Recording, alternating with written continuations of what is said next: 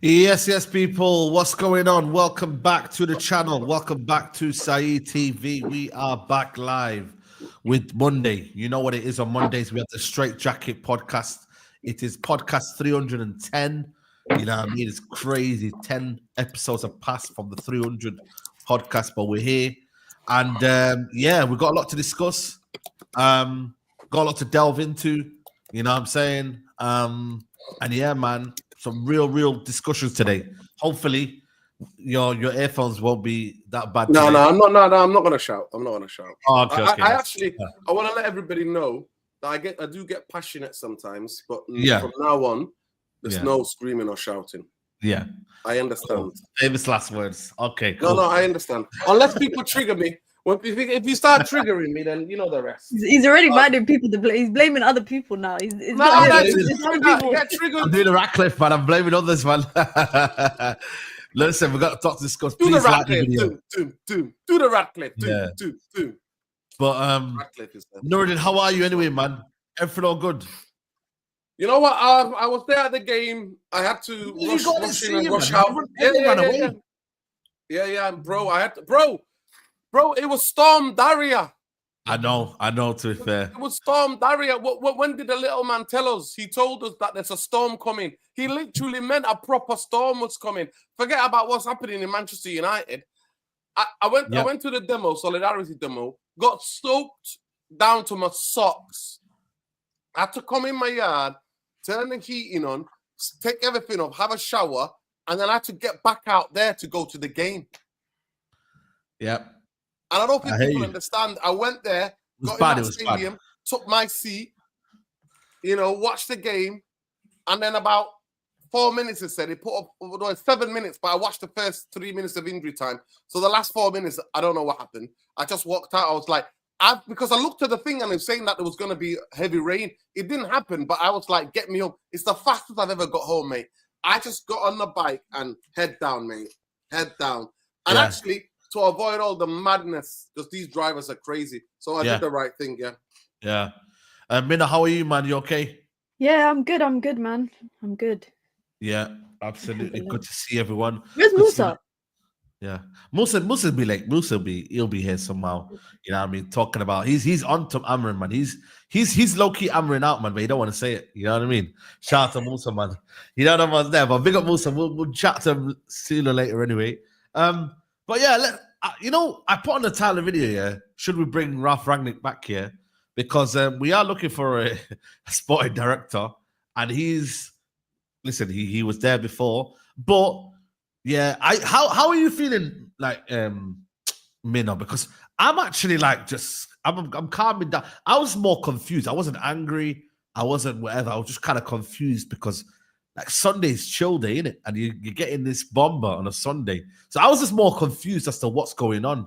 But yeah, how are you feeling now? Monday, you reflected.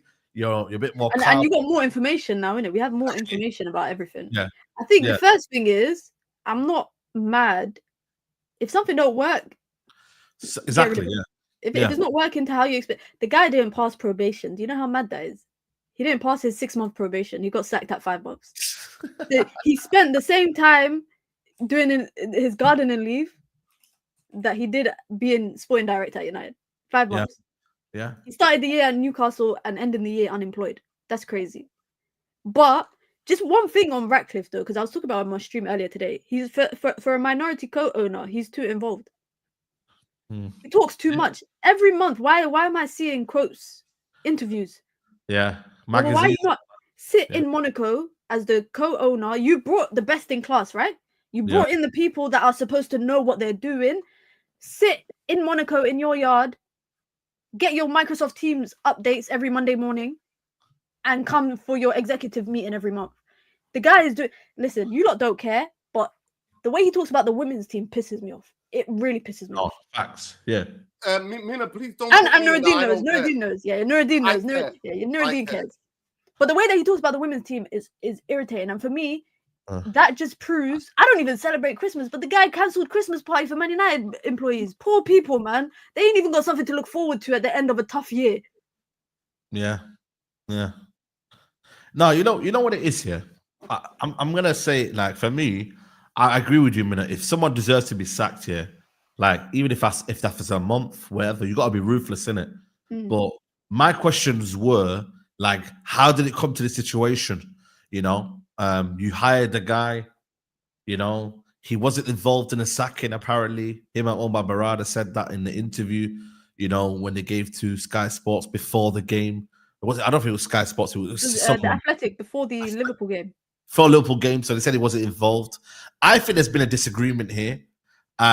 There's also the murmurs of the Sancho situation as well. He dealt with that as well, and look at him now doing well at Chelsea. So maybe that was something there as well. I think there's been a big disagreement. And who's the fall guy? It's gonna have to be Dan Ashworth. Omar Barada's the CEO, so he's never gonna be the one that gets the sack. The technical director is what's his name? Jason Wilcox. So again, he's not. This guy here is involved in the recruitment of Man United. So there is who he's in a privileged role. So he's looked at the situation. He's like, yo, listen, something's gone on wrong here.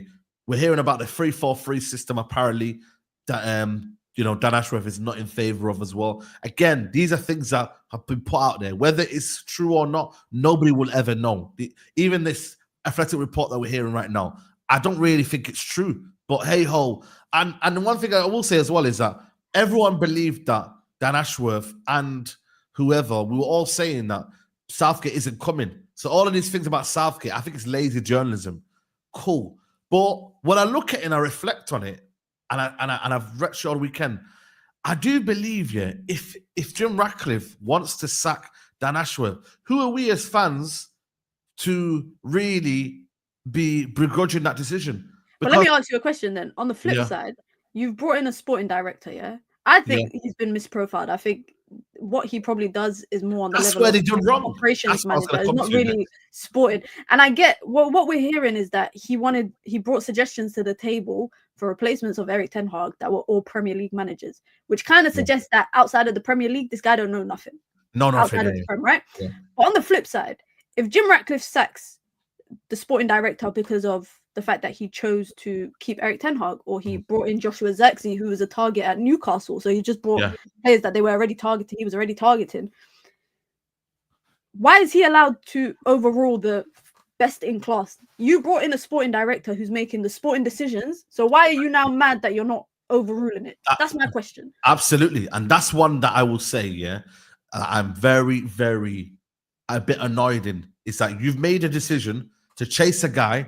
For how long did we chase him? Was it 5 months or how long was it? It was about 7. The official news, it was 7 months, but it was 5 months from when, You know what I mean? So your due diligence that you've made has been wrong then. You know what I mean? You've literally went out your way, paid the compensation fee, which isn't not the greatest in the world. It's only 3 million. It's not as if we're actually spending that big of a money. But still, you still gone and chased him. And then after 5 months later, you've basically stopped it. You know what I'm saying? So that one there is a bit confusing. And it looks bad on them. It's very, very looks bad on them. But I will say, and this is one for United fans, is that we always say that, you know what?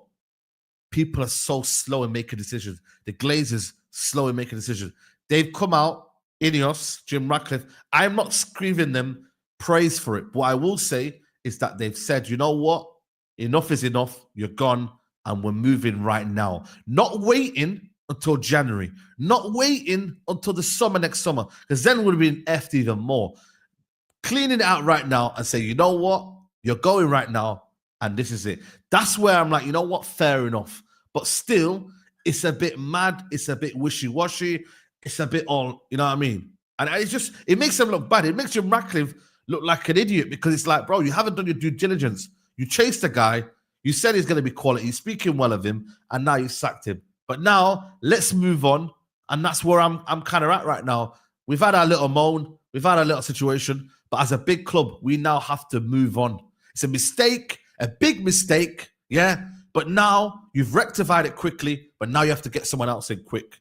That's what it is. By the way, do you know what his first big decision was when he came in? What? Bruno's contract. That was the first thing that he had in mind. People say that's Dan Ashworth's fault as well. It's Dan Ashworth. Dan Ashworth I'm talking about.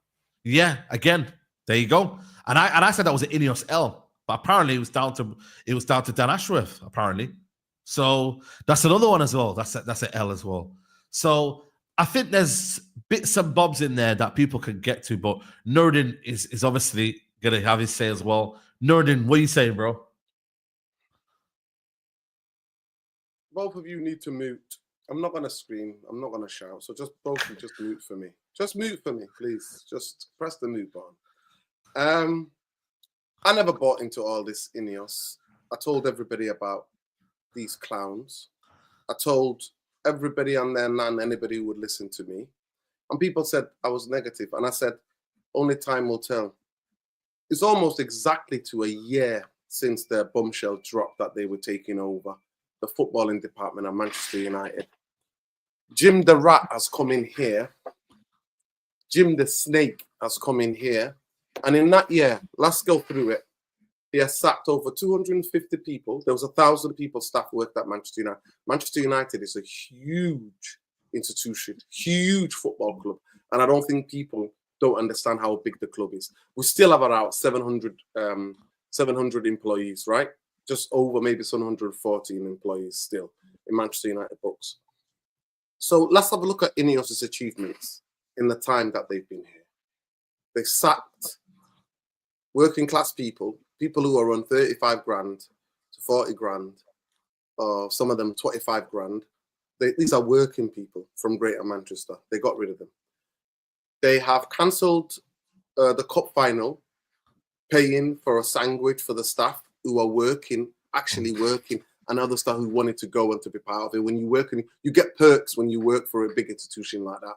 They got rid of that. They told them they should go and make their own way and travel, while the Glazers are allowed to have private jets and running up to almost £250,000, right? He's come in and the word class, best thing is class is language. I don't use that. I'm not asked people who are competent. I don't need you to be the best in class. I need you to be competent. So the person who hired Dan Ashworth, we know who hired him, is Dodgy Flipping Dave, Mr. Inhaler. And if you don't know, go and research it yourself. Dodgy Dave hired Dan Ashworth. Now, Dodgy Dave does F all about football. And I told you even when Thursday was coming in to do this strategic review BS, in the strategic review, they came out and they gave the man to a manager while they were talking to other managers. So let's have a look at the calamitous errors. First of all, come and demoralizing the staff. Number two, like Mina said, Jim Ratcliffe coming out every minute, coming out in the press saying, oh, people are working from home. None of this flexible working hours. They have to come in the office. All of this, right? So demoralize the workplace. This is just them taking over the football control, right? Paying 1.something billion for that. So it's there. The evidence is there. So then they hire a manager. They give the job to get his contract, back him, and while they were talking to other managers in the open, it was open secret. Everybody knew what was happening.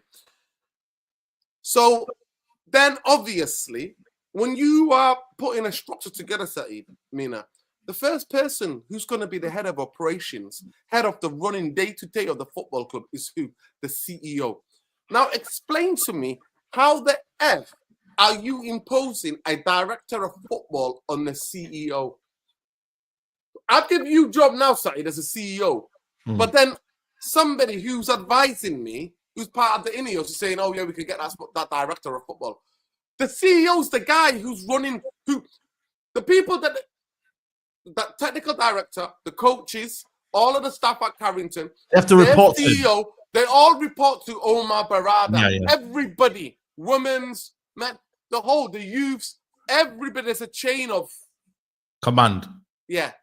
And that's where they report to. So why the hell are you getting somebody like Dan Ashworth on a guy who might look like, from the outside, the only thing that's true for me, there must be a clash between Barada and Ashworth in the way going forward.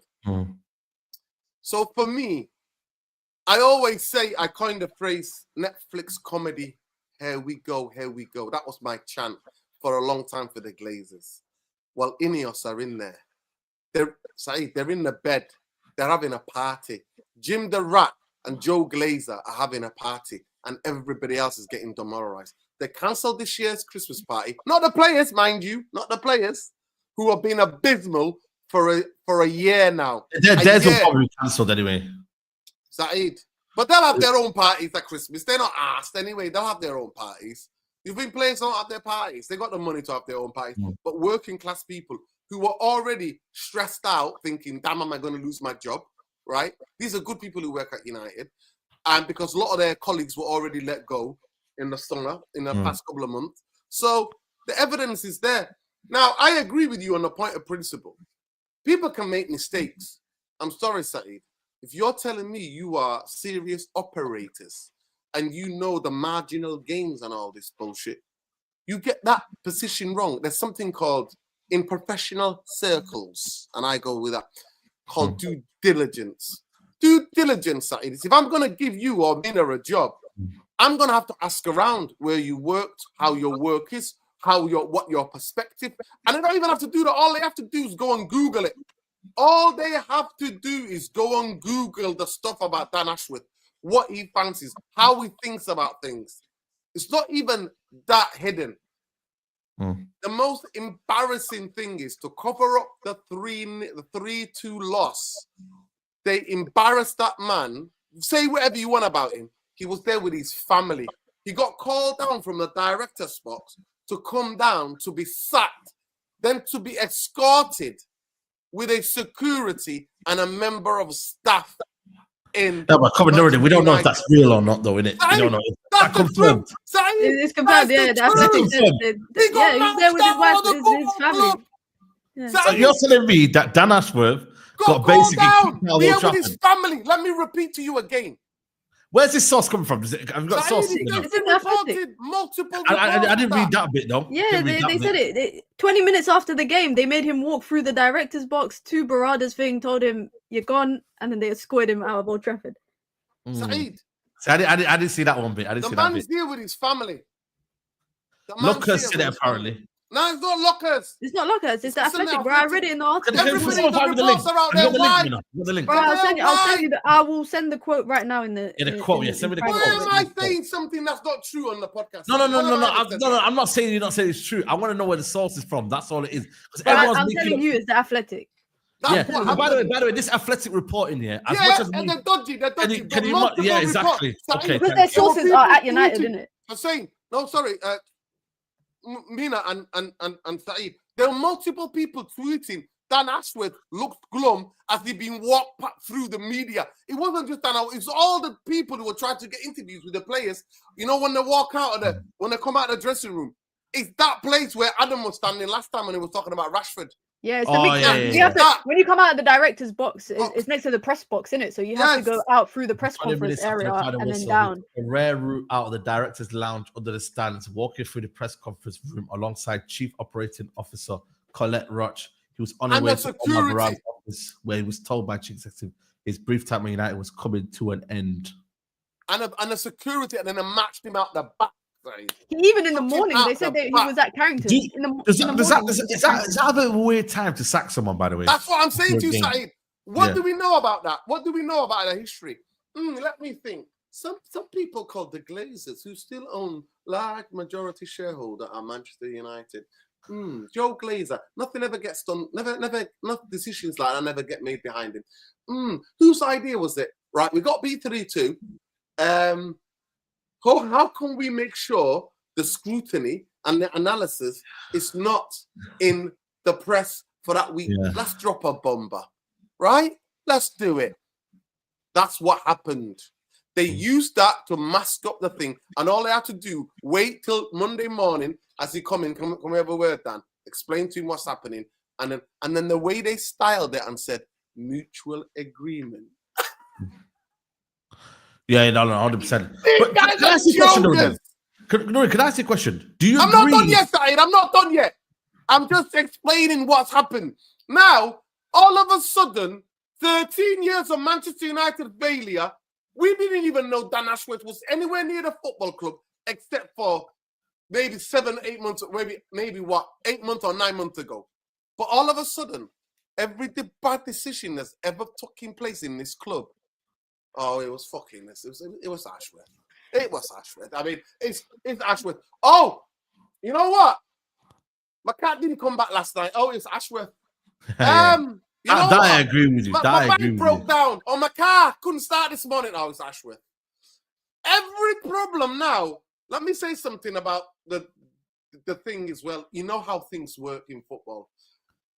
He might have said okay that with a decision, but the negotiation between Bruno Fernandes's agent and Manchester United must have been going on for a new contract from when? 5 to 6 to 7 months. That's how things work in football. They put an offer, you go and talk about it. You come back with a counter offer, and then that's what it goes months and months of the meetings.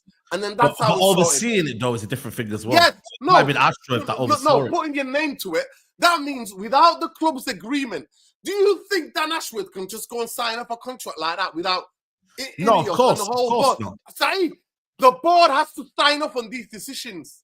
The board signs it off. And then all of a sudden, what did Jim say? Oh, yeah, we're all together. He's doing his best.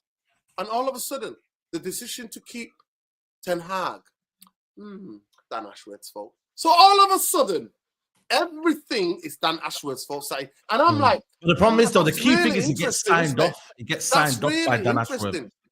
It gets signed off by Ashworth, and that's what we're signed off. But then he goes to saying the decision is made board level. No, but then Jim Ratcliffe said, "I leave the decisions." Nah, bullshit. But he doesn't. But then in the same article, he's telling you Jim was heavily involved in the decision. By the way, yeah, just quickly on this, Jim Ratcliffe met with Ruben Amorim a week before the Fenerbahce game. Did you guys know that? Ten Hag was still there. Why are you meeting as a minority co-owner if you've brought again the best in class to make the decisions? Why are you so heavily involved with that? That's what I don't understand. Personally, I don't get that. I mean, you know what they're saying? He's in a rush. He's what, in a rush? That's what they're saying. They're saying the reason why he's involved, he's in a rush to sort out the place. He's making it worse. And you know, I believe any word I say. I'll need you to go and look at what they did at Nice. Don't even ask about what they did in Switzerland. Just go and find out what happened in Nice. No, we know that. I rest my case, Saeed. You know. Also, guys, here we're also realizing that Newcastle fans and Brighton fans warned me about Dan Ashworth. You know, like I remember, big up Ryan and big up Matty from Magpie Channel and big up Ryan from the Seagull Show. Yeah, they were telling me about this guy that he claims to do everything at Brighton and Newcastle, but in reality, it was other people who were doing the role better than him. Hence why you've seen Brighton still carry on the same way they've done after. And listen, Newcastle are still steady in what they're trying to do. Okay, they had PSR issues, but he was involved in that anyway. My thing is, they were saying that the way this guy is, he's not very loyal. You know what I mean? His character and the way he's job hopping, from job to job, shows his personality and character. It might be a character clash, guys. Maybe it could be a character. And the way he works, hold on a minute, the way he works and the way he moves and his ideas might have just clashed with Jim Ratcliffe and say, you know what? Cool. We're going to move on. Do your due diligence as a coach. I hear that. And he got it wrong. You got it wrong. You know what I think? And then can we not praise Jim Ratcliffe and say, you know what? He's sacked him straight away rather than waiting until January and in the summer, then we mess up in our recruitment. How about we say, you know what? Fair enough. You made a mistake, but you've rectified it straight away. Fair enough. Can I just say quickly about Ratcliffe? Yeah, I think it's a misprofiling of, like you said, what Dan Ashworth is versus what he actually did. What she actually is. I feel like people looked at Brighton, they looked at Newcastle, who got to the Champions League. They looked at England, which he was part of the centre of excellence that was, rejuvenating the England men's team. They're looking at that thinking, Euros, World Cup, they're doing well. They're going to back-to-back finals. Maybe this guy is what he is. But like I said, do your due diligence. You should know, I think, what you get, especially if you spent that much money to buy the football club. You spend that much money to buy the football club, you should know what you're getting yourself into when it comes to hiring people. And like I said, for a minority co-owner, it does seem like Ratcliffe is heavily involved with the day-to-day running and the decision making when you've brought in a CEO to make those decisions. I still can't get past the idea that they're pinning the Eric Ten Hag thing on Ashworth, saying that he was responsible for him. I agree. But Ratcliffe and Brailsford were meeting with Ten Hag. They were meeting with Ten Hag before they even before what's his name even came in. By the way, before Ashworth actually started the job, they were already meeting with Ten Hag and making the decision. So I don't know. I feel like right now it's easy to pin everything on Ashworth because he's the guy that's gone.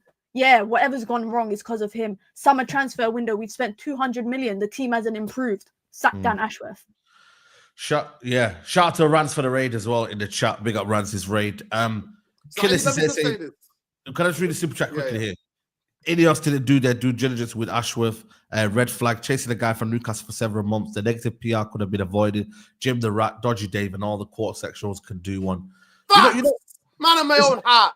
Can I just say, Nuruddin, yeah? Just to kind of... Let me just come in what Mina said. Okay. I just want to pick up what Mina said. Saeed, listen, I don't know Dan Ashworth personally. Yeah. It's not somebody I rated. Have I ever talked to you about football directors, directors of football? He wasn't even in my top 3. Yeah. You know what I mean? He wasn't the guy that I talked to you about Paul Mitchell. I said to you, listen, I talked to you about Paul Mitchell because I know that he did some good work with Rangnick, you know what I mean? And he was coming to visit Rangnick. And he's another guy, somebody who grew up around Manchester, whatever, right? And actually, I don't want him anywhere near my football club because if Jim the Rat can do that, then I don't care whether you lived in Manchester away from Timbuktu. But at the end of the day, Saeed, I'm not here defending. Please don't people get it twisted. I'm not defending Ashworth. I just want you to understand what happened, the character assassinations when you were being sacked, whatever disagreement there has been. And for me, I just go back to it. You can't impose a director of football on a CEO who's got the most important job of the football club. He's the man who's running it. And then when the photos came out, the meeting, it was Amorim. And then apparently, as soon as Amorim came in that day, the couple of days after, that first week, Dan Ashworth went on holiday. So at the end of the day, Saeed, this is even before Amorim came in. But I want to ask you two the question. What the hell are you thinking if you're Amorim? What are you thinking? Now, you might be thinking, you know what? We never saw eye to eye with that guy. And maybe someone, and now they even breathe. To be fair, you don't really know him, though. To be fair, I can't lie to you. You don't really know him. But and he's probably going to deal with Omar Berrada's the main guy anyway, so he's probably going to deal with Omar Berrada. But Saeed, I'm not going to lie to you. I'm going to bring another point to you guys that majority of you are not thinking about. I genuinely, do you think everybody part of that football structure wanted Dan Ashworth out? No, they didn't. Dan Ashworth has still allies. No, they still have allies in there. And you know what? Now the new coach is working with a fractured structure. Majority of people are not going to think about it. Yes, it is Saeed. Dodgy Dave, Saeed. Dodgy Dave is the guy, Dan Ashworth's guy. Other than get rid of his mate who knows nothing about football, go and get him to work on Formula 1 or whatever, right? He keeps him there and sacks the guy underneath him. That's what I'm talking about. No, I don't think it's fractured though. It is. No, it's not fractured though, because you know what it is. Let me explain. When you sack somebody in a shock like that, there is going to be a fracture, and people don't think like that. Dan Ashworth will have allies within the structure, and those allies are not happy, and that's unfair on Amorim. I needed to get that off my chest. No, that's fair. That's my point of view. I look at the main guy for me. As long as Omar Berrada is there, yeah, I'm not too heavily concerned because he's the CEO. He's the main boss. You know what I'm saying to you? They work all under him. Let's be honest. He's like... Well, let's be honest, though. CEO shouldn't be the one because this guy was probably not doing his job properly. You know the whole Amorim thing? He went to Sporting to meet with the Sporting team. Omar Berrada, the CEO? Or is that the job of the Sporting director? Of course that is CEO's job. So you think you don't think okay, so let me ask you a question then. So why, in that case, is Ratcliffe mad that the Sporting director didn't bring a better list of manager suggestions? Because if the meetings are going to be done by the CEO, then why don't the CEO do it? No, but the thing is, you got to remember, obviously there's a lot of names on that list, innit? But obviously we've got to look at the credible list on that name. And then the list that we've got told on The Athletic, Let's be honest. Were you happy with that list? No, it's not. But I'm saying that it seems like the segregation of duties. There's a bit of a problem. There's blurred lines between who's meant to be doing what. I get it.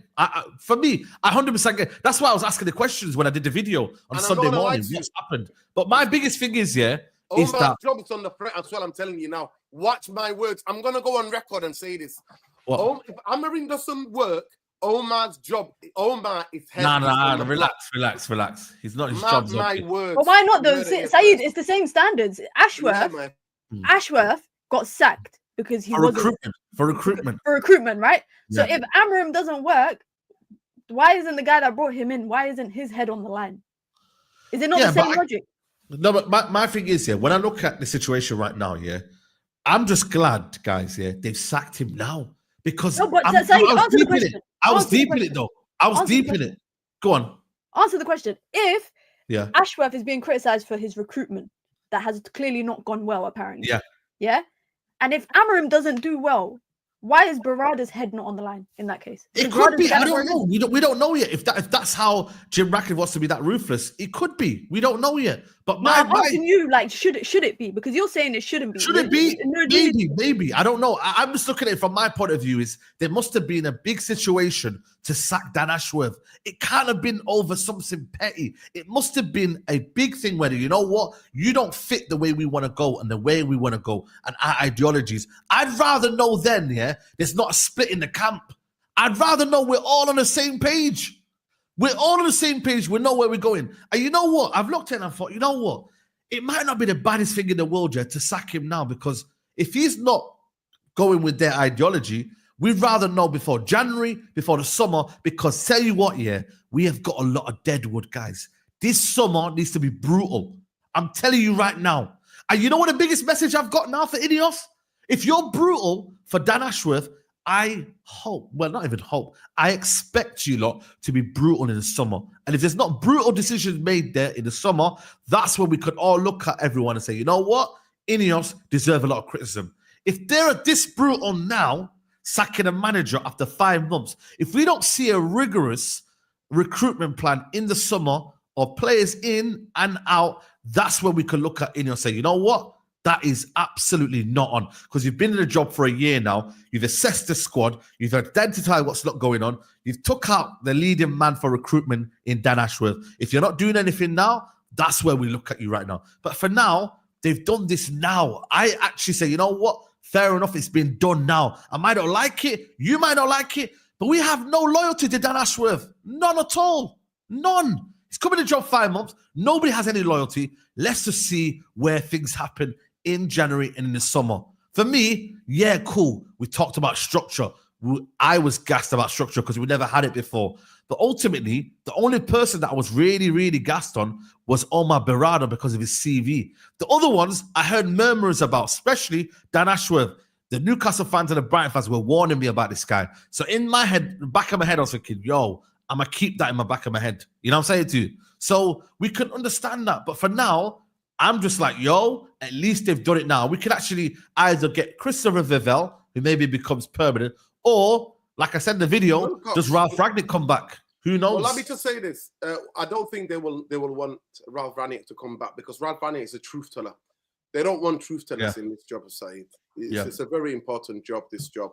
They don't want a truth teller. Deep down, they don't. He burnt bridges with the Glazers. He exposed the Glazers, and the Glazers will never have him back. I'll just say this, Saeed.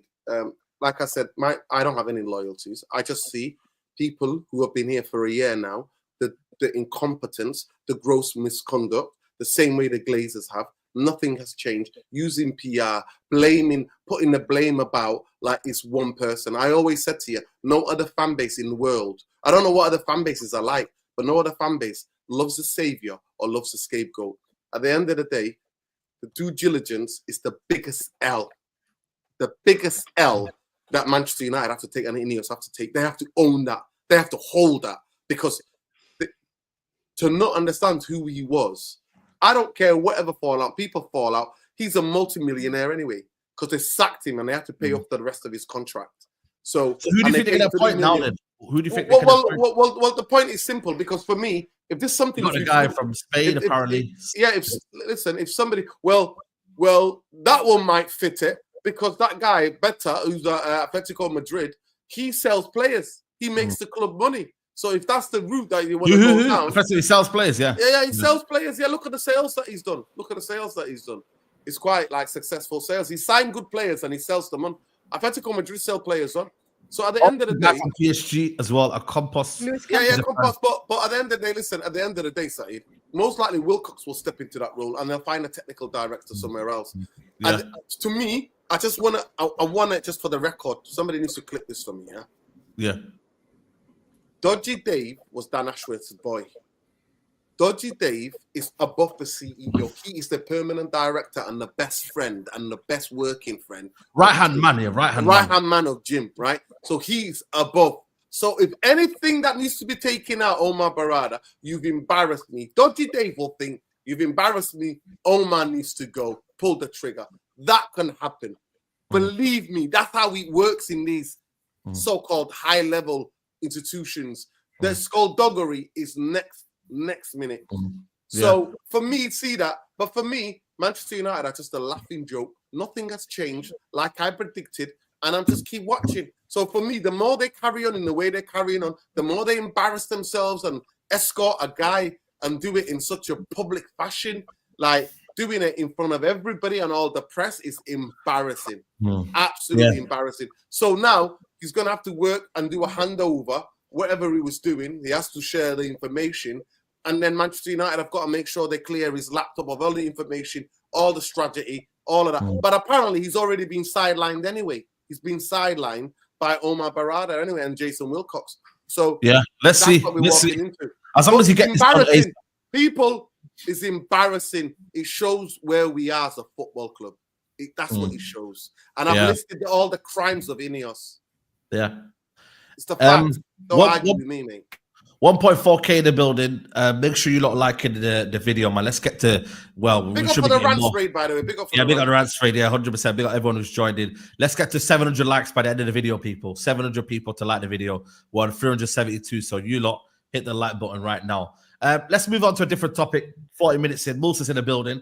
Does Amorim know his best 11, man? Obviously, you know what I mean? It's getting to that time of the year apparently now where we need to start making big decisions.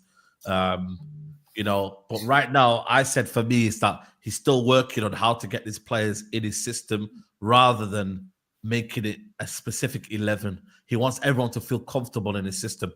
He has given majority of the people game time, but with the amount of games we're playing, he has to rotate anyway. But the key ones are the ones that people are concerned about is up front. I'll start with you, Bina, like. I want to hear what Musa has to say because you said Musa is onto Amorim. So I want to hear listen. I think for me, because me and Musa was having a chat what I said to you yesterday is this: the guys come in with how many games? 27 games to go. 27 games, around 27 games. Yeah, 27 games in the league. The reality is of this fan base is this: if Man United finish outside the top 10, he's in trouble at the start of the season next season. He's in trouble. Because everyone's acting like, he's got time. But I think hypothetically speaking, everyone's thinking he's got time. He's going to finish 6th or 7th. No one's really like looking at our squad and looking at our team and realizing that these guys, especially the front three that he's played twice in a row, or at least with at least two of them in flipping Garnacho and Højlund. And if he plays them with Bruno Fernandes again, these men are going to let him down. And the reality is, after seeing the last game, I'm worried for United. And I'm worried for him because he's just bending on his knees, trying to watch the flipping game properly. But he's going to get stuck down there because nothing ain't going to change for us. The reality is, Saeed, these men will let him down. Like, I'm not surprised if we lose our next 2 games to flipping Man City and Bournemouth. And then as the season goes on, we can just be mid-table, 13th, 12th, 13th, 12th, because these other guys are also picking up points. So the reality is, and also I've been listening before I jumped on, and I think the structure is going to have an impact on him. It's going to have an impact, Saeed, because a lot of the times we're going to go on like, these changes, Ashworth, all of that stuff's not going to have an impact. But the reality is as well, our CEO has never been a CEO before. He's on work experience. This is the first time he's ever been a CEO, and it's at Manchester United. He wasn't CEO at Man City. He's the COO. That's what I'm saying. But between him and my man that got sacked, he's actually done the job. He knows what it entails to do the job that he was brought here to do. And the guy that's what everyone's saying that they've kind of got different opinions is the guy that's never done the job. And they obviously, when you got two people at that level not getting on, you're gonna have to make a choice. And it looks like flipping Ratcliffe's made a choice to support flipping my man Omar. So that's the reality. But he's never done this job before, Saeed. And it's at Manchester United. And I feel like the impact that can have on flipping Amorim is if he sees that above him it's unstable and he's not able to. Also, if he just doesn't get the players in, we forget we can come into the summer transfer window and his targets are not met. And the two fullbacks for me are the most important positions. Yeah. They're the most important. If he doesn't get those fullbacks, Saeed, it's very likely for us to have a difficult season next season. Like if he doesn't get the right ones, and they'll be the main priority, I reckon. Yeah, but if he doesn't get the right ones and they don't hit the ground running, remember he's got a 2.5-year contract. What I don't want to happen to this guy is to think that he's so relaxed he can finish outside the top 10. Because once you get concussed in this league, sometimes you never wake up. It doesn't matter how good you are, it can be problematic for you. And these managers better than him that've come here, gone to teams, and they've struggled. And I look back at Conte. I'm not saying we're the same, but I look back at the Spurs that Conte had and how difficult he found it to actually get them going. Sometimes you get teams like this, especially at Man United, where just the squad, it performs for a while and then it lets you down. But this guy cannot finish outside the top 7. I told you, he needs a European spot. If he doesn't get a European spot, all the naysayers... This season, you talk about this season, all the naysayers that's onto him will start the season all eyes on Man United. He will have to have a good start. If it comes to Christmas and we're sitting 10th again, people are going to say this back three doesn't work. He's doing this. It's not flipping Portuguese football. So for me, you know what it is though. I look at the situation. I look at the fullbacks are a problem, but I think it's up front as well. I think what we're doing right now, I actually don't mind it. Our build-up play is good. You know what I mean? In midfield as well, we're making the right decisions in terms of Mainu and Ugarte were very good for me against Nottingham Forest. I thought there was I'm seriously, like, a lot of people are looking at Mainu had a poor performance. Like, I don't see it, you know. I really don't. There was some good movement, some good passes as well. Ugarte had a very, very good game for me. I thought Dalot had a poor game, but I think we're controlling the game. We're not panicking. Okay, there's some individuals that need to be binned, you know what I mean? And that's one of them, Bruno Fernandes. But I don't look at us and I'm like, I'm worried about our shape and whatnot. Our shape is quite good. It's just that our final end product and end quality is just rubbish. And unfortunately, guys, that's how you're going to win games. But I'm looking at the team right now and I'm like, he's trying to build it up block by block. You get me? Starting from the back, then going to midfield. Attack, I don't know any managers in world football here that can fix this attack, man. I'm saying when Diallo plays, we get more people scoring from different positions. We get more people adding to the goals. The way he plays, we're not just going to have. I'm not gonna lie to you. I've been enjoying Amad Diallo on the right wing back role. I don't know why everyone's saying. But when he's not there, we just become a solid defensive unit, like we saw against Arsenal. When he's not there, and we play with Dalot, Malacia or Mazraoui, whatever it is, we become a solid defensive unit. There's only so long you're going to accept that. And that's the reality. I just feel like everybody's just chilling and relaxing, like this season isn't important. You need to understand this season is important for the manager. Well, he can't afford...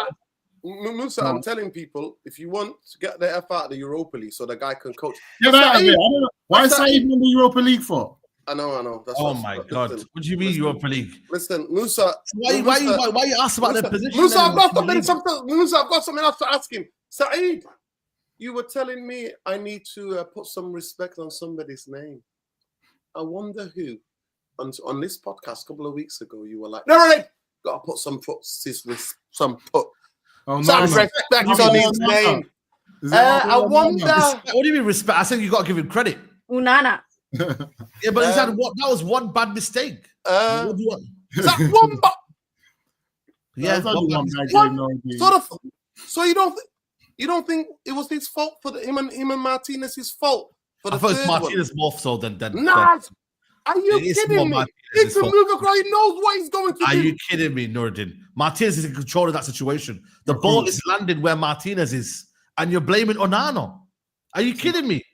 The ball is landed where Martinez is. Martinez has to clear that away. If there is a guy next to him or not, he has to clear that away. Play to the whistle, man. Nuruddin, are you serious? That is crazy. You're blaming Onana there. Yeah, he didn't have a good game. Yeah, he didn't have a good game. He had a good game, man.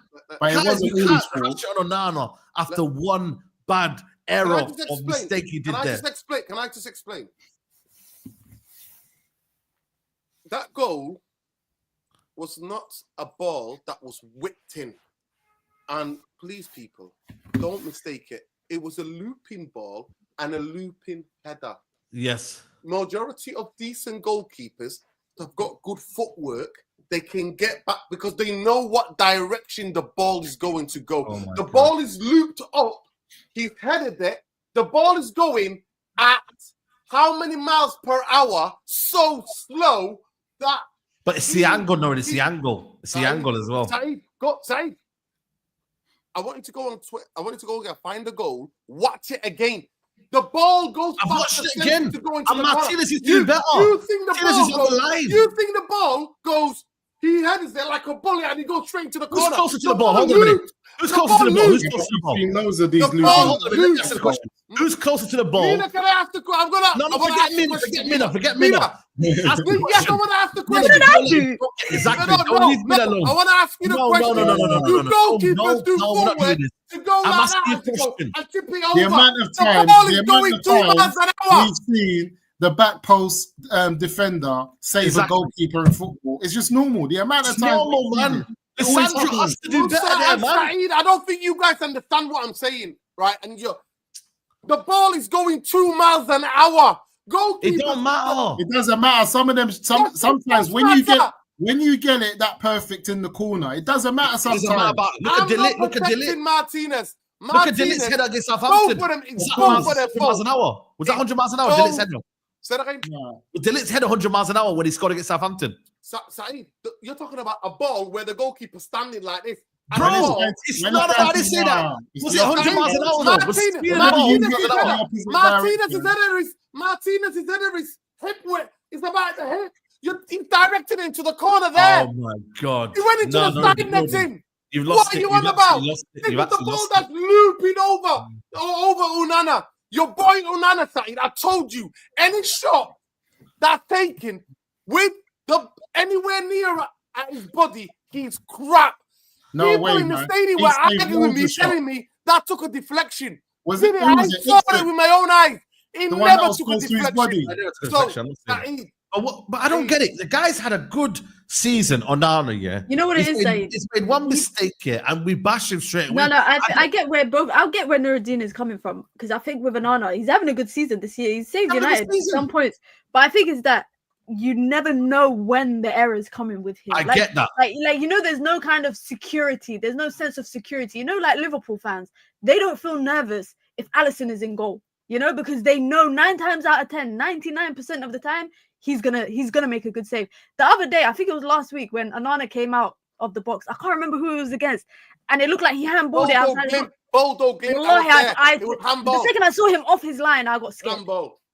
But it's because, and I understand the argument, it's because that there's no kind of sense of security, because it's always like that one mistake is. I feel that was last season, though. Can we look at how the error came as well, by the way? Why are we blaming Onana? I think the biggest blame needs to be Bruno Fernandes. What was he doing with a free kick as well when we tried to get back in the game? Oh, yeah, he wasted a whole... And that one I can't. He's got ADHD. The guy, no, he hasn't. I've got ADHD. He doesn't have ADHD. Well, he hasn't got ADHD.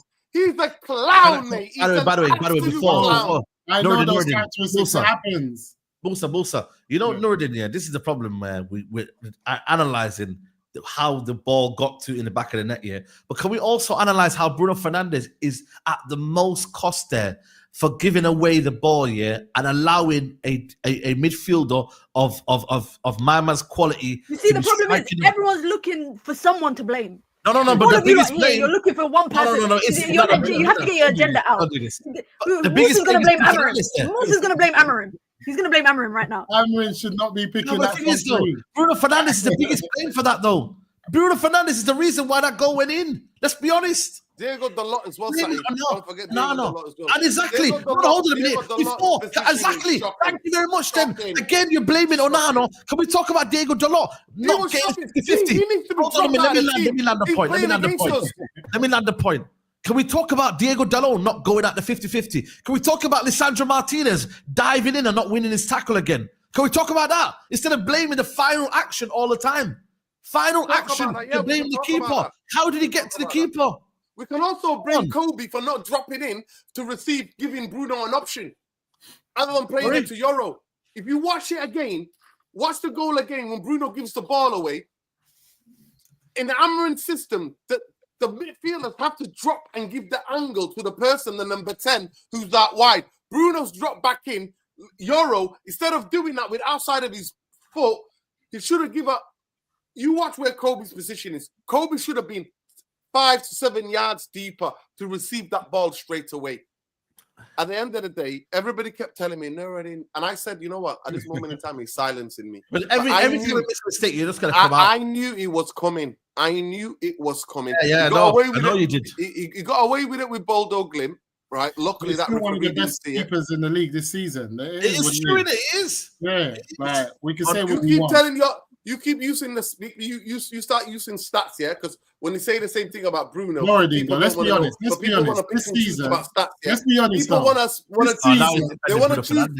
Mina, they want to choose what stats to beat players up with, right? And which ones to glorify. But even with the eye test, this season, nobody's been worried about Onana.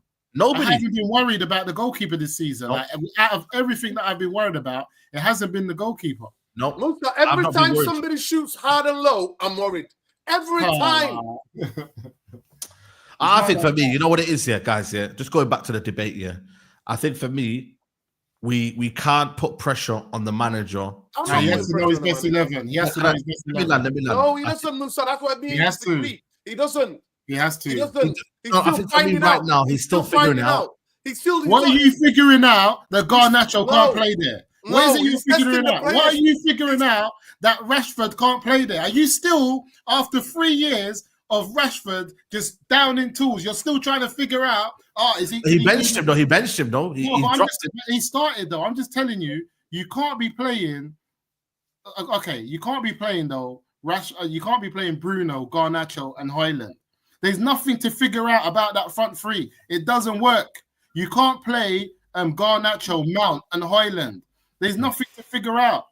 I think for me, you got to remember, he's coming to an environment, right, that he's not familiar with. He's coming to a team that's not necessarily his team. He's coming to a team that is not known for goal scorers and whatnot. He's having to learn. He's having to adapt. I think for me, with so much, there's a lot of pressure on Amorim to do this, do that. You know what I mean? Let him understand. Let him learn. Like, he's learning on the job, guys. You have to allow him to understand that that's wrong. And your sample size is only 5 games. And that's where you're wrong. He's had 10, one of the 15, contracts. if you say 10, 15 games contracts that we've given a manager since I don't know how long. He's got 2.5 years.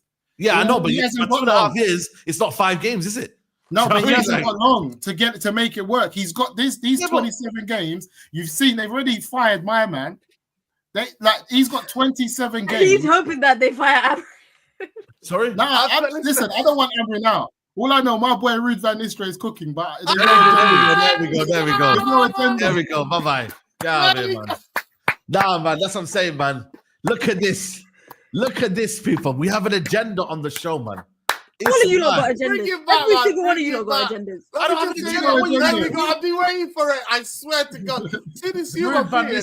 I've been waiting and waiting. It's never going to be the same, man. Ruud van Nistelrooy. By the way, you was dancing. You was doing the Ruud van Nistelrooy dance. I was. You got Ruud. That's my legend. What I will say, though, Ruud van Nistelrooy. Shout out to him yesterday. From 2-0 down, yeah, to 2-2. No, but one thing is this, though. We saw what happened to the pivot of Ugarte and Casemiro. It works. Casemiro started again since that first game. He hasn't started. Since that first game. He has. Can I just come in there and rebut what Musa saying? Yeah, listen, can I just come in there and rebut what Musa said? Musa, listen, at the end of the day, I always said, the only thing I expect when we were all there together, I said, The only thing I expect is for him to have a distinct style of play where players know what by the last 5 games of the season, I want to watch Manchester United and go, right, I know what I'm going to get. I know the patterns, the rhythm, the way we're going to play. I know that we're going to lose games because we're unlucky, because the goalkeeper's making saves, the opposition goalkeeper. I know that we're not going to treat the ball like a hot potato. So for me, I don't give a two damn about what we finish or what trophy we have. The most important thing is next season to have a team ready for him to do his pre-season, to have the signings that he needs, so 1 or 3 or maybe 3 or 4 players that he needs to absolutely take the team to that next level, right? That is the only thing I'm expecting. So this season, 0 expectations. This guy, I need him to experiment, because you, Musa, you, Mina, Saeed, and me, we all think as fans that he's showing us something. No, he's showing the board. One of the reasons could be that Ashworth got sacked because these players can't function in a system. That could be one of the reasons. So he's showing by playing some of the players, he's showing to the board, listen, exactly, these guys are not it. And Absolutely. he has to give them more than 5 or 6 games. He has to constantly rotate. And at this moment in time, because of the bullshit Europa League, Musa, that me and you agree on, that we should get out. I mean, Musa saying finish high on the table. Musa he doesn't want to finish 7th. He wants to finish 4th. No, you can reach that. But how are you agreeing? No, because I'm saying use the Europa League. So this guy's got time to go. Yeah, we need him to Saeed. You said when Ten Hag won those trophies, you said he was paving over the cracks. You only care about the league position. Now, no, hold on a minute. No, I never said that. I said you have to have a combination where you go for trophies, but you also assert yourself. Tell him, Musa. Tell him. I've heard him say that, Musa. I've heard him say that. I heard it. So how are you going to do that when you're worried about the Europa League? Sorry? Because our best opportunity to get Europe this year is in the Europa League. Why do you want what Europe? Europa League, as in win the Europa League and get into Champions League football. Why do you want Champions League? Have you seen our team? Why do you want to go in the Champions League? Do you expect that same team to be there next year? I don't need to be in the Champions League. I need. Oh, what do you mean you don't need to be in the Champions League? What are we doing here, man? Are you guys all right, man? I need what Nuruddin said. You guys have got PTSD, man. No, PTSD, man. I want to go in the Champions League. We're going to do something for the long-term game. I'm not just there to turn up. I want to do something. I want this manager. I'm not doing anything anyway, man. Not anytime soon. Yeah, so it doesn't matter. I just need him to proving his point. Saeed, you're literally proving his point. No. But this is what I don't get you. Hold on a minute, yeah. Musa is saying that we are good enough to be in that top 4 this season. That's what you're saying, right? I said top 7. Europe. I said we need a European spot. European spot. Cool. Yeah. You want to go through that way. I believe we don't have the right consistency for me this season, right, to be doing the top 7 or top 6 or whatever you want to call it. Yeah. Oh, you think we got the consistency to win the Europa League? Yeah, because you got to remember, Minna, it's about look at the draw. It's about, you know what I mean, who you're facing. It's knockout competition. It's different. When you're playing in Europe,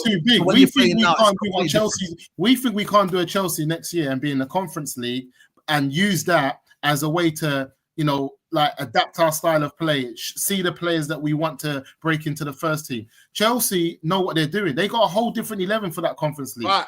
Yeah, we don't have the smashing times. We don't have the next season. We'll have that. Next season we'll have that. So if we finish 7th, we'll have that next season, and we'll have a competition that we can do the exact same thing they're doing. Mina, the Europa League merchants keep telling me, Manchester United have to do is turn up.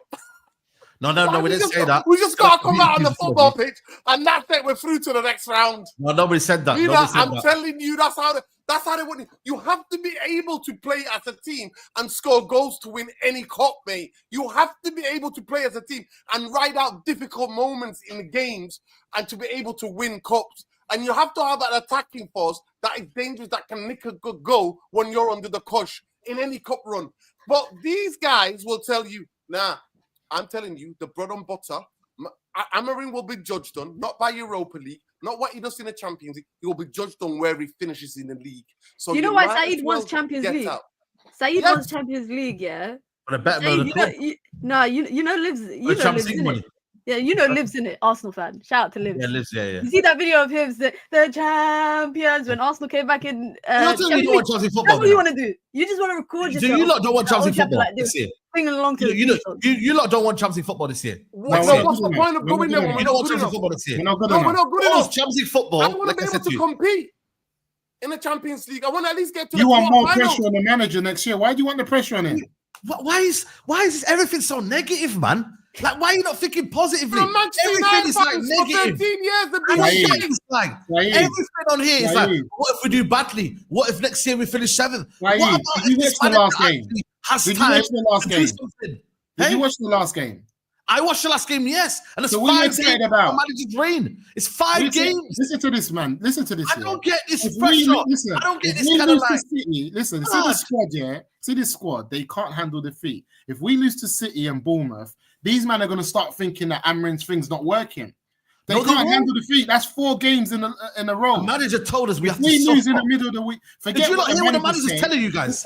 Forget what the manager's saying. Let me get what he's saying. I get the manager, Saeed. The manager knows what he's doing. I'm talking about his tools that he has and the players that he's playing. These guys can't handle defeat. They will go out there and stop understanding what he wants them to do. They can't handle 2 games in a row losing like that. Haven't you seen what Garnacho's doing? Listen, man. The manager's talked about patience. Can we beat City? Can we beat City? We can beat City. Whether I think we're going to beat City. I think we can beat City. But do you think we're going to beat them? I think the way they're playing right now. Yesterday, you're not sure if we're going to beat City. You're not sure if we're going to beat. Hold on a minute. The way we're playing right now, that game could be anything. That game could be anything. I can't lie to you. To predict that game right now, it could be anything. Let me go back to the manager. Let me go back to the manager. Yeah, the manager has literally said, "Yeah, guys, we could easily right now go down the easy route. Yeah, we don't play our system. We have a manager bounce, but we'll have the same problems straight away, yeah? Or we can suffer now, do things my way, go with the principles that I want to, and then we'll be better for it next year." I tell you what, yeah, I'd rather do that, yeah, than do all of these quick fixes that you lot are talking about here, and all of this and that. I'd rather do that. You're the guy that's saying we have to win Europa League. You need to talk to yourself. Europa League, of course you can win Europa League in that way. But that's a quick fix. No, it's not a quick fix. You're literally it's a trophy. Then you're going to be like Amorim won it in his first season. No. We're not doing that. We're not doing that. You know you're going to say that. Wallahi, you know you're going to say that. Go to the Champions League is quick fix, Saeed. We get smashed. We get smashed in the Champions League. We get absolutely having our clock. How's that quick fix? How is getting to the Champions League football by winning the Europa League? Yeah, we heard what you said. We have earned to win that Europa League. We have earned our way to play in the Champions League football. I don't get how that is a bad thing. Let me explain why. You just said, Matt, and everybody had heard you, that you don't want any quick fixes. You'd rather take the pain. But you know what, Saeed? You're not willing to go and actually commit to that position fully. You're putting things, he has to go in the Champions League and he has to win Europa League. No, Saeed. Get out of everything. I'm just telling you. Not said anything. Listen, no, I'm just saying to you, get out of the. I didn't say he has to do anything. Saeed, what's the most pressing time at this moment? Okay. What's the most important thing now? Every press conference he mentions it.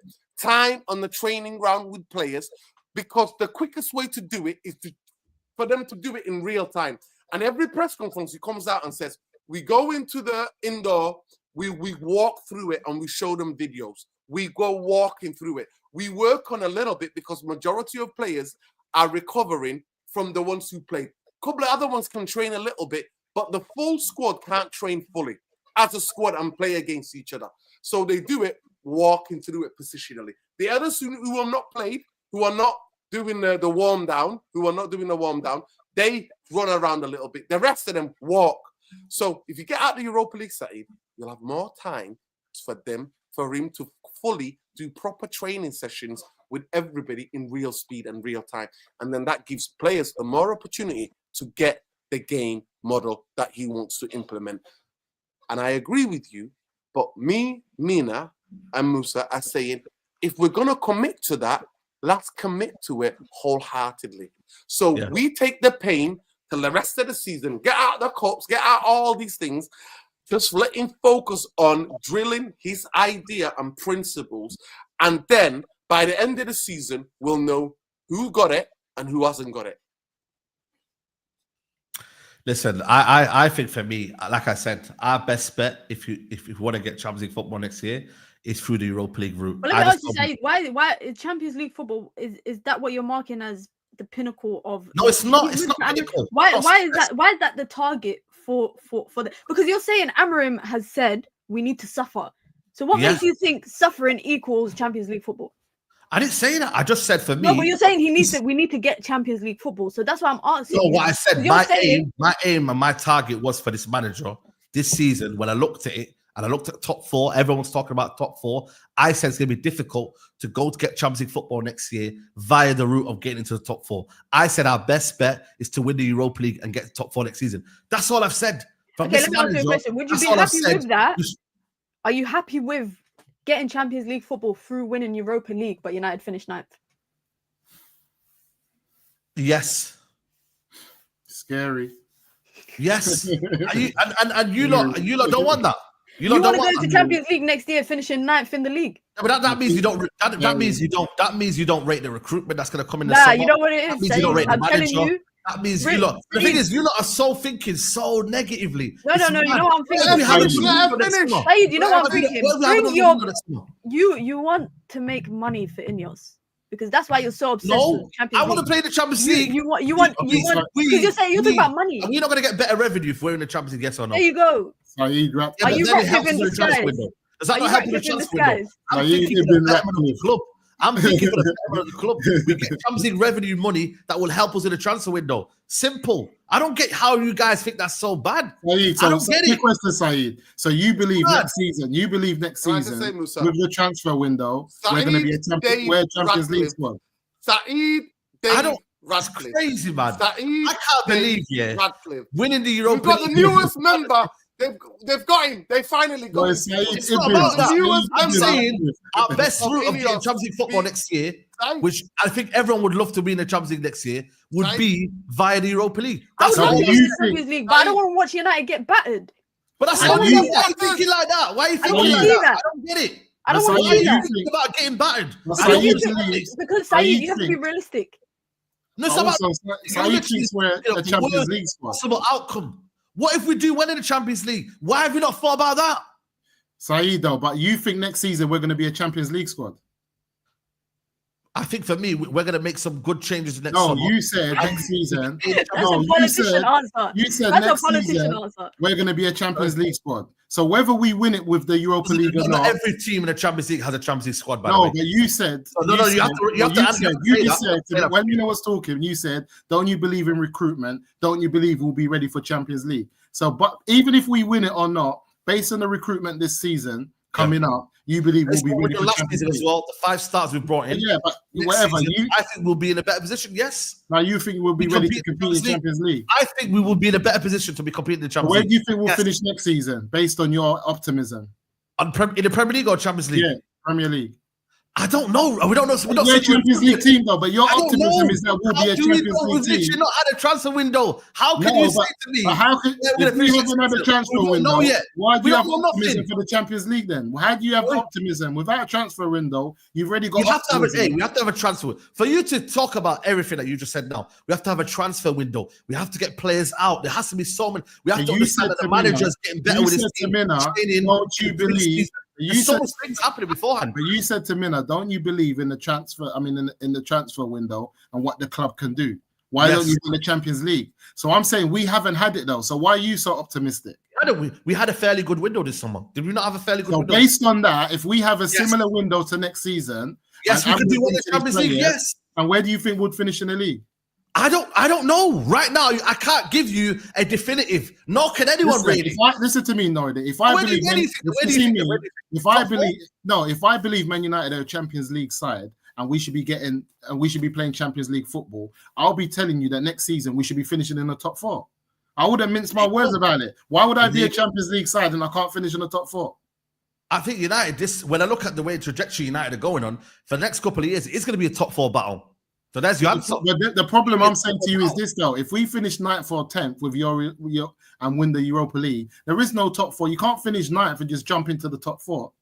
No, but the thing is, you got to remember this is not his squad. So with better recruitment, yes, you can. Of course. What I'm telling you is you're forgetting. This is what I said yesterday. Chelsea are prime example of going from 6 when you now hold punches to the head, when you hold punches to the head, you might never recover. If you allow Amorim's team to continue to get beat in this league by certain teams, when you line up against them next season, man, them are going to be scared.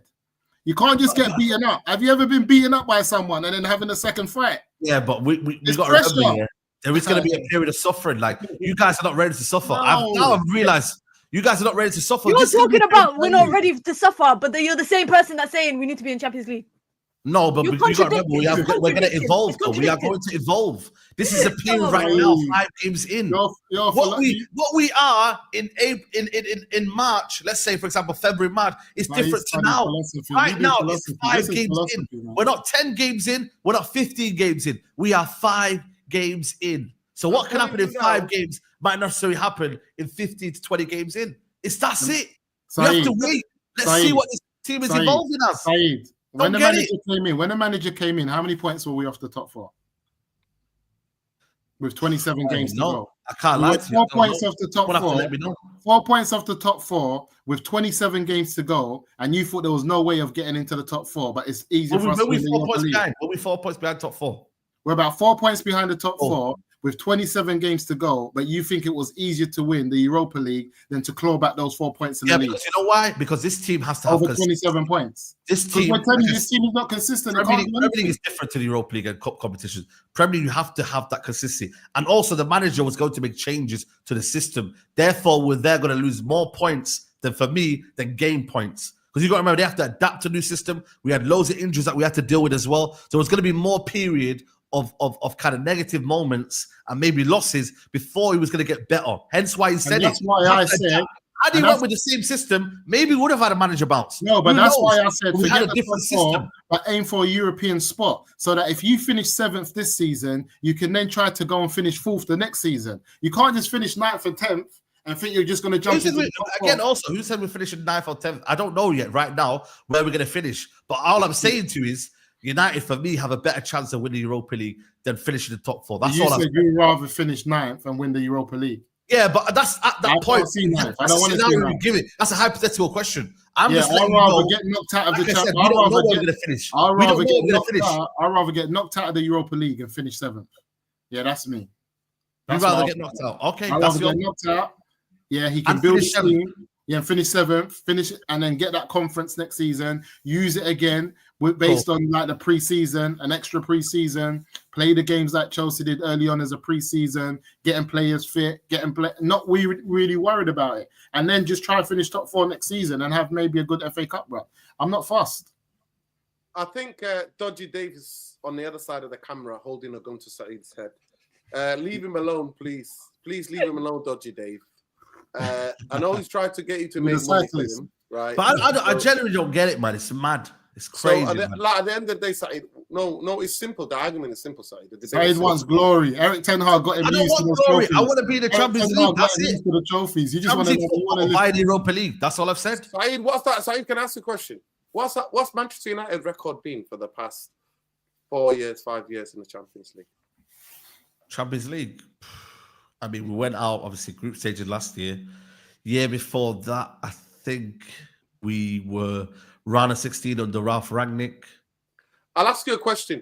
Yeah. What was the last time? Can you tell me the last time in the last 13 years when Manchester United made it to the quarters, played a quarter-final game in the Champions League?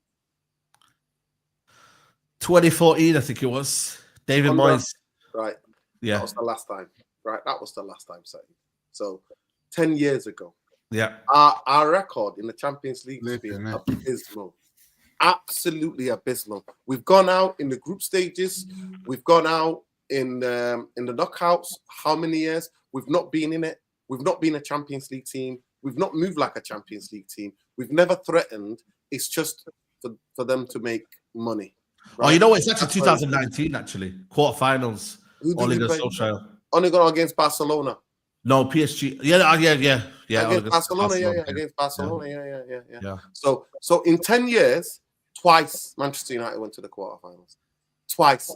And can you tell me what happened respectively in the season after in both years? And now there's a new format. This new format, we can't even handle that. Man United can't handle this new format. So at the end of the day, for me, I always say give it a rest. I give it a rest because Manchester United are no longer a Champions League team. No, one of the most interesting things said about anything in life is that knowing where you are at. Manchester United are not we're not a Champions League. Okay, let's round it up. Let's round it up then. Okay, cool. We're not. I've said win the Europa League, get to Champions League. Nuruddin, you said finish 10th this season, fresh, so we don't have no European football. Is that correct? You can't hear you. I'm actually saying get out of the Europa League. Right, this is the most critical time of any coach's. So you're saying get out of the Europa League right now? Right now. Get out of the Europa League right now, right? And then next season, if the things are in play and if everything goes to according to plan, in the way that we think and we pray and we hope it goes to plan, then we might be able to fight for the Champions League place. But to me, the most critical time in any coach with a system and an idea of playing is that when he comes in, is the quicker way that the easiest his rest of his time is going to be, the quickest way he can get his ideas and game model across. And this is the critical time for me. I'm not asked about getting knocked out by Tottenham on the 19th of this month. I'm not asked about even, you know how much I would love the FA Cup. I'm not asked. I'm willing to forgo all of that. So this manager really understands the slug of the league week in, week out. And he's got more time on the training ground and building a competitive training ground culture. That's what's important to me. And I'm a believer if the competitiveness returns on the training ground, when you play 8 against 8, 9 against, the levels will be up. That on the weekend, we would see a team that is properly fitting of wearing that Manchester United shirt. And they've psychologically absolutely finished these players. They concede a goal, their bottle goes, like Musa was saying. That's my thing. Yeah. I'm saying take the pain right now, get out of everything, let the man do what he needs to do, and then next season have expectations to be. But this is the most critical time. The first season is the critical You two are both what's it called? Polar opposites. Yeah, polar opposites. Okay, what about you, Mina? What's your Yeah, I'm more in the middle. The thing is, Europa League, if United win it, they win it. But for me, it's claw back those points in the league as much as possible. Yeah. Because right now, so that means you don't win Europa League. But right now, if they win the Europa, they win it. If they don't, they don't. Just claw back. Because right now, if you look at the league table, right, United are what, 12th? The gap between 12th, 13th, damn, 13th to 4th, there's not much in it. There's not much in it. So if United can pick up form in the league and keep having decent or good performances, like I think Nuruddin said it a while back, that's where you see the kind of ins and outs of your squad is in the Premier League, because you're competing in it weekly. Europa League is seasonal. FA Cup is seasonal. Carabao Cup seasonal. But the Premier League that's where you see the improvements week in, week out. So I'm not saying United have to get Champions League and they have to win the Europa to get there. Claw back as many points as you can. Right now, we didn't win a Europa League game until last week, right? I'm telling you. Or under Rude. We didn't. You believe this squad is capable of getting to this top 4, like consistent wise? Top 4 shouldn't be the target. I don't think there should be like oh, we have to get top 4, we have to get top 3, oh, we have to get just claw back the points, because United have to finish higher up. As far as I'm concerned, if Amorim finishes anything above 8th, that's better than what Ten Hag had with his whole squad last season. That's it. And that's in 6 months. That's what I'm on side, because I think if you look at it, Amorim will have a free season if he finishes 7th. That's what I believe. If you finish 7th, then this has been a free season. Everyone's going to be like, look, it was a free season. He came in late, blah, blah, blah. And he would have had work experience. He would have worked out who he wants, who he doesn't want over a 27-game season for him. And he would have also tasted how it is to go away at some of these clubs and understand the whole dynamics of the Premier League, and the fan base will be cool. If he finishes too bad and he doesn't have too much a run of games, the fan base is a bit fickle. A bit of media reports, people talking down at him, saying that have we made the right decision, blah, blah, blah. It can get some people start going 50-50, having doubts, is he the right That's already started, Musa. That's already started. You don't want that. I want to ask Mina a question. Mina, do you agree or disagree with me? It's a simple fact that the most crucial thing for a new manager with a system is the time on the training ground where he's coming out explicitly explaining to us he can't do it because they're playing every 3 days. Do you agree, yes or no? Yeah, I agree. Yeah, he needs the time. Okay, listen, we're going to wait, man. All I'm saying to you is that I think for me, the fan base, you're going to have to suffer a little bit more and be patient, man. That's all I'm saying to you lot. Like, be patient. It's going to be a slow and steady, race. And yeah, man, just bear with it, man, because I think United fans are demanding too much. They're asking for too much, and they don't realize the reality of what's going on. Are you talking about yourself? Are you talking about yourself, Saeed? Saeed, please, I beg you, I swear to God, please make it make sense for me. I beg you. Make it make sense for me. No, for me, I'm talking about in the league. I'm talking about in the league. No, I'm not. Europa League is possible. I'm you, I'm not asked. I'm asked about this.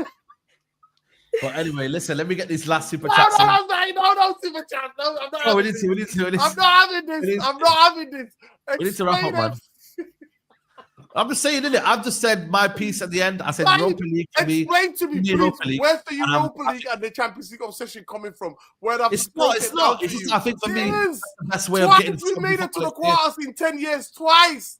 Yeah, we're not even a Europa League team, Saeed. And by the way, this question, a Europa League team. We're not a Europa League team. By the way, this question: if we don't win the Europa League, I'm not calling for no sacking, no nothing. It's just a preference for me that this season, I think the best route for us to get to the Champions League next year is via the Europa League. That's all it is. Listen, if we get knocked out the Europa League, the type of video Saeed's making in the car park is going to be tremendous. It's going to be like, I'm in the car park. I'm in the car park. Come find me. I'm telling you. You don't think Bruno, if someone like Bruno got us knocked out of the Europa League, you would go nuts. I'm not gonna like Bruno. For me, I told you, look, I'm gonna suffer with this manager. We're gonna have to suffer, and we have to get rid of the players. And in the same breath, you're saying we need to get Champions League. Where's the suffering? But I'm ready to suffer. I'm ready to suffer. I told you. Everybody wants the manager. I told you have to suffer, guys. No, Saeed doesn't want to suffer. I offered Saeed Weetabix for dinner. He said he's not having it. He doesn't want Weetabix for dinner. Saeed wants minimum egg sandwich. Egg sandwich. Minimum. Yo, big up people. Listen, I'm going to go start my show, Saeed. So I'm going to redirect it. It's already redirected set. Let me just read the super chats here. Saeed, if we don't win the Europa League, then what, my bro? Then we move in it. Saeed, you need to align yourself with the objective reality that Man United team, we are bad. The biggest job is changing mindset and the culture. Absolutely. I'd rather get knocked out the League Cup than the Europa. For FFP, we have money, plus our sponsorship go down if we don't get Champions League. Absolutely spot on. Saeed, this toxicity, positivity is for me is crazy. There's no way we'll be ready to compete in the Champions League next season. It's not negative, it's been real. We aren't ready for as a club or team. What's the UCL rush? Would you rather get out of the Europa League, get out of the League Cup and FA Cup? And I would love us to win the Europa League, but I will bet my house on it. Hell no. That's our reality side. You are overestimating Amorim's ability because you're excited because he can't turn shit to sugar. Now, for me, he's got more likely of winning the Europa League than to get into that top four. That's I don't care what manager you see. That's what I'm thinking. But the problem is, Saeed, we don't care what manager it is and how long you've been here. If you dare get us to the semi-finals, we want you to win it. And he doesn't need that pressure. And I'm with that. People will go mad. Because if he loses a semi-final or he loses a quarter-final, he's going to have more pressure. Blah, blah. I just don't want to hear no noise, side. We've already got too much press on United. Just give a man a break, man. Forget all this European Champions League. Let's see, man. Listen, it's got a long season ahead, man. But guys, make sure you follow Mina Football on YouTube as well. Make sure you follow Musa as well, Reso CIC. And man, people. I revert to Islam, they're in trouble. There you go, man. There you go, people. Now they're going to see masjids and different talks going on. I see a lot of people follow my revert to Islam and say, you're on the wrong page, son. Yeah, man. Now, big up, man. Big up to everyone who's locked in. Make sure you go over to Jordan's stream as well now. We're going to redirect over there. And guys, this has been Straight Jacket Podcast 310. We're out.